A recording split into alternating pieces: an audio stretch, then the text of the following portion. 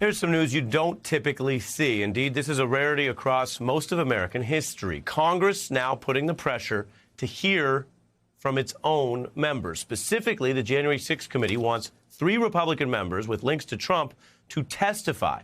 Congressman Ronny Jackson, Andy Biggs, and Mo Brooks, several of them linked in many ways to the January 6th rally and beyond. There are new letters, which includes evidence of what the committee already has, and it points to Republican lawmakers at times fearing that their own election plot was criminal. Let me repeat. The Republicans who are being asked to tell their side of the story, and maybe they have good defenses or arguments to offer, but they are the ones, according to evidence, who thought their own plot might be criminal. These lawmakers, thus, are showing their own awareness of culpability in plans to try to overturn the election.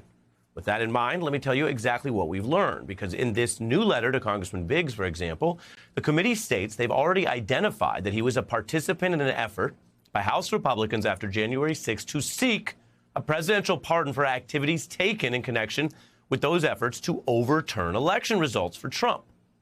Now, this is not some random analysis. This is not saying that law professors or commentators thought this was illegal. It's saying these Republican members of Congress were seeking pardons.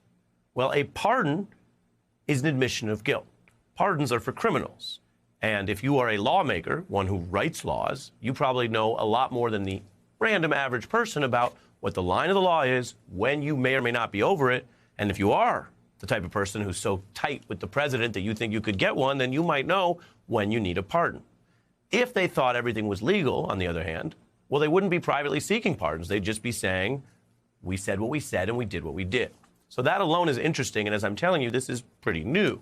Then the panel talks about how some House Republicans, plural, so that would suggest that there's some other evidence they may have, or this may involve other people that hasn't been revealed yet. As we've reported, there's these public hearings planned and ultimately a report from this committee. So there may be other ways that we learn more about who those people might be. And then there's the evidence about why this shows consciousness of guilt. Because the letter to Biggs asks for specific planning details. For example, dating as far back as before Christmas 2020 on December 21st. Specifically, there was a discussion about trying to get a plan for Pence where he would just refuse to count certain states' electoral votes. If that sounds familiar, it certainly overlaps with or may entail the so-called Green Bay sweep and other plans we've reported on here that try to just get Pence to not count the states that voted for Biden. So you have that plotting between these members of Congress and the White House. It now is looking like it was earlier and more formal than many people knew at the time. Remember what was going on December 21st. This group was trying to make sure they knew what Pence's view of the requirements were so they could comply with them. Trump aide Peter Navarro, months later, admitted on this very program that they had this plot. He seemed to think it was legal. That might be different than them. And he said they had 100 people ready to go. We had over 100 congressmen and senators on Capitol Hill ready to implement the sweep. We were going to challenge the results of the election in the 6 battleground states. That was a big admission.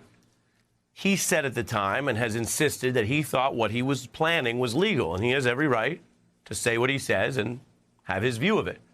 Of course, Mr. Navarro was later held in contempt because he refused to speak to the committee, which is a related issue.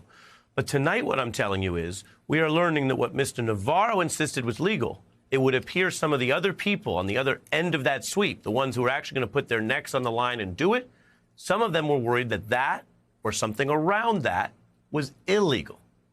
So you have these questions for Congressman Jackson that are also about other potential illegal coordination. So was it that they were worried that they would break the law on the floor of Congress, or were they worried about their contact with others who were trespassing on the floors of Congress, like the Oath Keepers? Some of its members have been charged. Some have already pled guilty to seditious conspiracy. And now we're learning there were encrypted texts that the group exchanged on January 6th mentioning that particular congressman, saying he was on the move, that he needed protection, that he had critical data, they believed, that must be protected. Then there's Stuart Rhodes, the Oath Keeper leader, who had replied, give him my cell. So that is a lot for this committee to chew on. As for Mo Brooks, who showed up in body armor on the 6th at the rally, the committee wants answers on what he was revealing on TV about what Trump was secretly saying. The president has asked me to rescind the election of 2020. You said that's illegal. You can't do that. What did he ask you, and what did you tell him? Well, he always brings up, we've got to rescind the election. We got to take Joe Biden out and put me in now. He still says that. Yes. Put me in, coach. I'm ready to play, if you get the reference. But that was 16 months after 2020's election. This committee is telling Brooks that the comments suggest there's additional evidence of Trump's intent to, quote, restore himself to power through unlawful means. The committee here is serious about pulling on all these threads. They're also giving these members an opportunity because there's a good chance that when all this stuff comes out in the end, when there are those public hearings starting in June and when there's a report, some of these members may say in response that their views weren't taken into consideration or there was a more innocuous version of the story. And by the way, if the committee is serious, and this is a journalist's job as well, you try to get that information to get the whole story. But that would involve, in this case, these members talking to this committee that so far they have not agreed to do so. And that comes from the top. Kevin McCarthy, who has been on every which way, every side of this insurrection, is not complying. Same with Jim Jordan and Scott Perry. Jackson today says he won't comply despite these issues raised. And Biggs has said the same. Mo Brooks has not officially answered. Meanwhile, there's pressure in Georgia. A grand jury was seated today on that interference probe, which involves Donald Trump and his culpability.